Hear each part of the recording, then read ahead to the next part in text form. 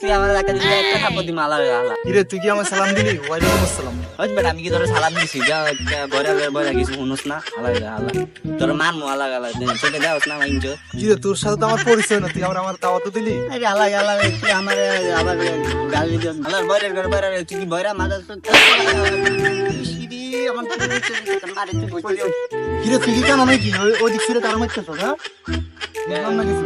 নিজে তুই আমার গলা ধরে কে তুই কেন নাকি তুই ওই দিক ফিরে তার মারতেছ? কি রে কেমন গলা ধরলি কে আলাদা আলাদা আমার গলা ধরে কে ও সালা না আলাদা কি কম ওই যে কাবুল কানা কই যাইতেছ? ওরা তো কিছু করে লাভ নাই।